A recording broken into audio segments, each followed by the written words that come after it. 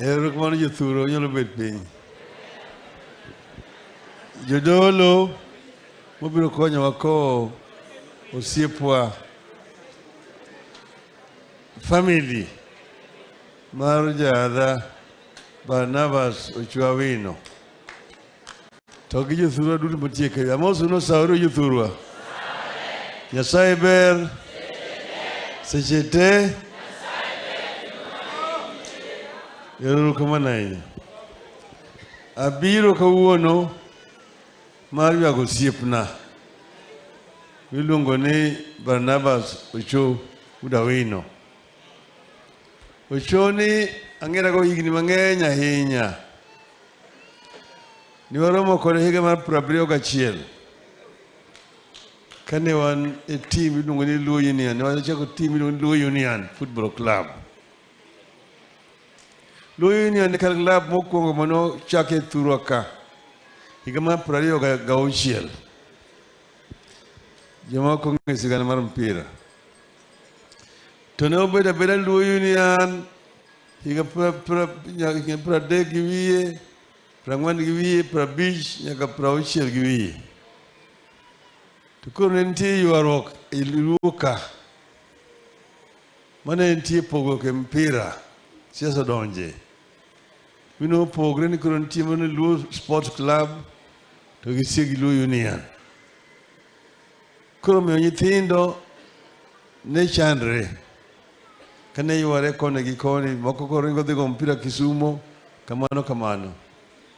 Ae bang'e jodongo nobet piny mong'ado rieko mondo oriw ji.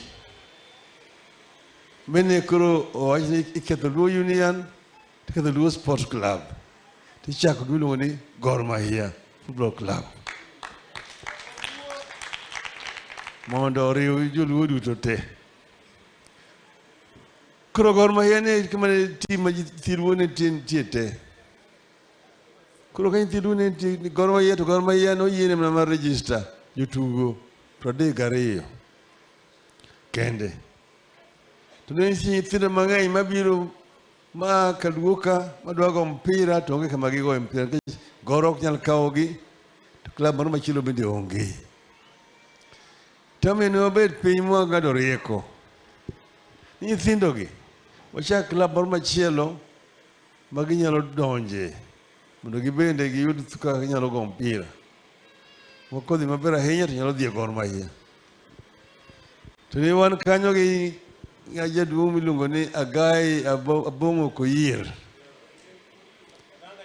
Yes. To gi miluongo ni Solomon Oiro Ogombo. To kanyo mane wan gi Barnabas Ochwawino ni. Ne wan dhano mang'eny mane obet piny. Kane wa decide nang'o wachiero Luo Union. To mane wachako Luo Union machielo Luo Union Football Club 1971. Koro Luo Union Football Club ne wachako kendo ne Division 2. Kingene Gor Geri goche miluongo ni Super League Division 1. Wan wachako Division 2.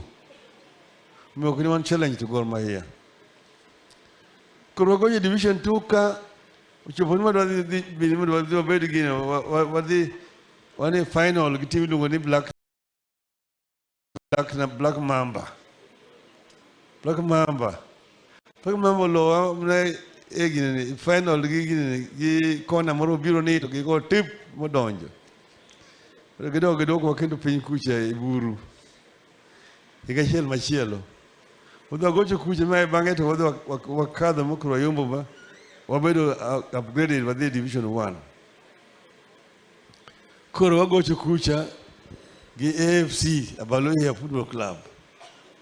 To nitie Gor Mahia Football Club. To nitie iluongo ni Prisons. To nitie Breweries. To nitie team moro niluongo ni Black Mamba. To nitie moro na Beingo. To nitie moro ni Western Star.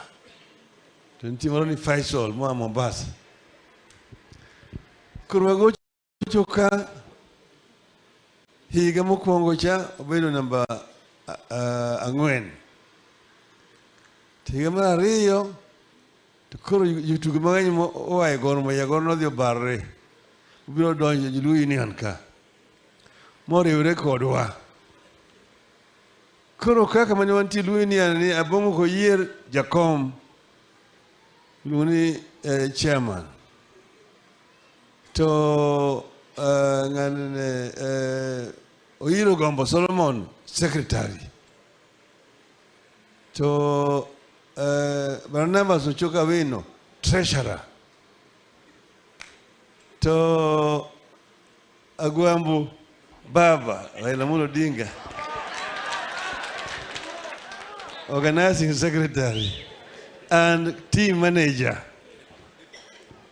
Koro ka wan gi jotugo mang'eny ka, achiel kuomgi ni ka, jagol mamarwa, iluonge ni Okoth Jaberni.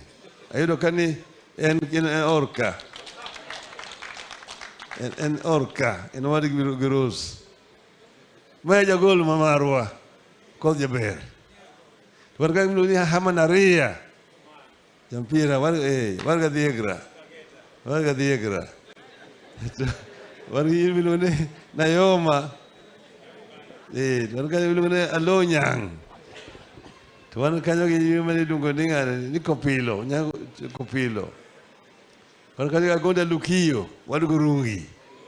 Wad Gurungi. Wan kanyo gi Steven Yongo, udo wuor. To wan kanyo gi Daniel Arudhi, Jakorengo.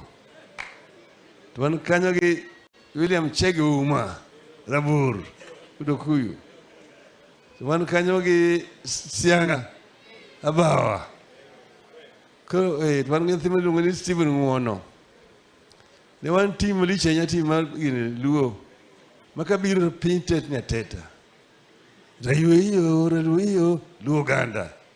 Rayweyo, rayweyo, Luo Oganda mar Aywayi. Oganda mar Aywayi, Luo Oganda.